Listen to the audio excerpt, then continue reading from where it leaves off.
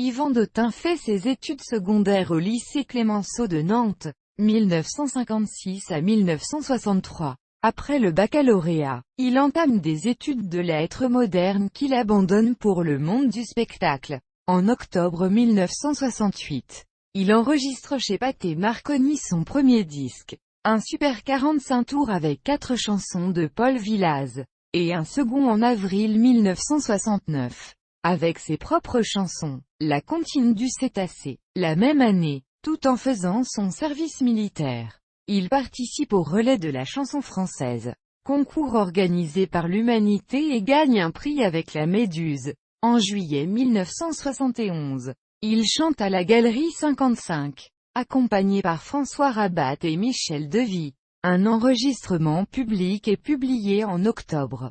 Je ne suis pas sorti de la cuisse de Jupiter. Dans la première moitié des années 1970, Dautin participe à la dernière soirée de l'Écluse, puis tourne avec Julien Clerc. En 1975, il est engagé par Jacques Bedos et enregistre 2 albums au disque Zas.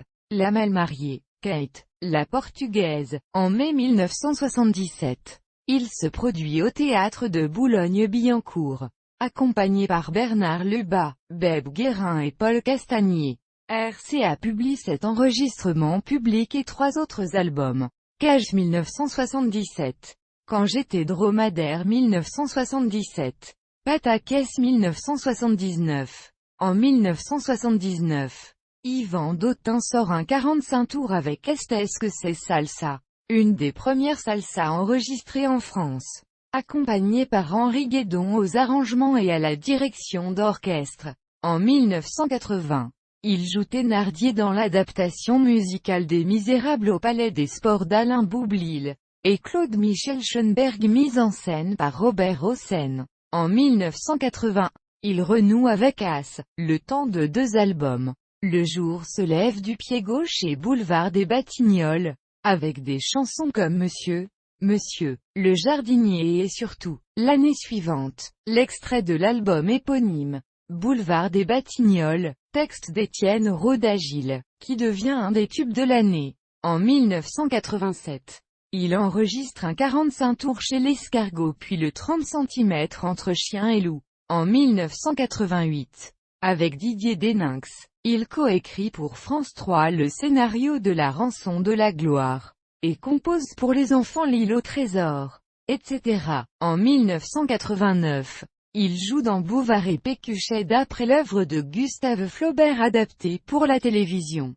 Et l'année suivante participe avec Martine Sarry au spectacle Ami. Entends-tu, la résistance qui a fait l'objet d'un double CD. À la fin des années 1980, il participe au tribunal des flagrants délires de Claude Villers sur France Inter.